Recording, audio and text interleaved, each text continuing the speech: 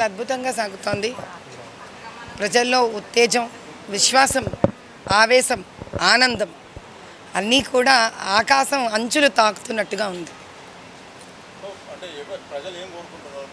మార్పు కోరుకుంటున్నారు ప్రజలు. 40 ఏళ్లుగా అలసిపోయినారు వాళ్ళు. 40 ఏళ్లుగా ఎవరైనా గట్టిగా వచ్చి పోటీ ఇస్తే వాళ్ళతో నిలబడదాము అని అనుకుంటున్నారు.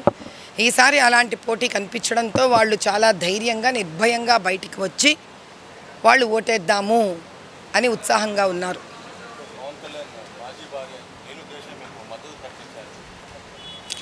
ఒక స్త్రీ ఇంకో స్త్రీతో కలిస్తే ఎంతో ఆనందంగా ఉంటుంది. ఒక శక్తి ఇంకో శక్తిని గుర్తిస్తే చాలా గౌరవప్రదంగా ఉంటుంది.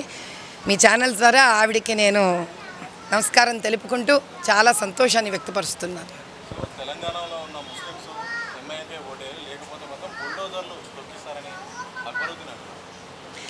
ఈ మాటలు బట్టే వాళ్ళది ఎంత రాక్షస ప్రవృత్తో అర్థమవుతుంది. అంటే ఇంత రాక్షసత్వం ఉన్న వాళ్ళు, అమాయకులు, ప్రజలు బీదరికం చూస్తున్న వాళ్ళు, పాపం ఏమీ చేతగాకుండా ఉన్న ముస్లింల మీద బుల్డోజర్లను తొక్కిస్తానని మాట్లాడే వ్యక్తికి first election commission code of conduct కింద వాళ్ళని ఏమీ అనకపోవడం ఆశ్చర్యకరంగా ఉంది. పోలీసు వాళ్ళ మీద యాక్షన్ తీసుకుపోవడం ఆశ్చర్యకరంగా ఉంది. అలాంటి వాళ్ళ చేతుల్లో ప్రజల భవిష్యత్తు ఉండాలా అనే ప్రశ్న ప్రతి ఒక్కళ్ళు వాళ్ళకు వాళ్ళు వేసుకోవాల్సింది. ఖచ్చితంగా కుండబద్దలు కొట్టి అసలు నా భూతో నా భవిష్యత్తు లాంటి చరిత్రను సృష్టించబోతున్నాం.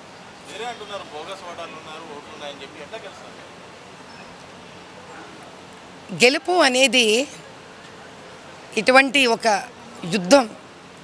దేశమంతా ప్రతి లోక్సభ, పార్లమెంటు రాజకీయంగా 2 వ్యక్తులు, 2 పార్టీలో, 3 పార్టీలో పోటీ పడవచ్చు. కానీ కేవలం హైదరాబాద్ లోక్సభ పార్లమెంట్లో ఇది ధర్మయుద్ధం. ధర్మమే గెలుస్తుంది. ఇది చరిత్ర, పురాణాలు రెండూ చూపించాయి. కాబట్టి ఇది మాకు రాజకీయం కాదు. ప్రాణ భయంతో 40 ఏళ్లుగా బ్రతుకుతున్న ప్రజల కోసం నిలబడ్డ ధర్మయుద్ధం ఇది. ఇందులో మేమే గెలిచి తీరుతాం. 5 మంది పాండవులు ఉన్న పాండవులకి 100 మంది కౌరవులను ఎలా గెలుస్తారో అని ఆ రోజు ఇలా ప్రశ్నించుకున్నారు. కానీ చివరికి పాండవులే గెలిచారు.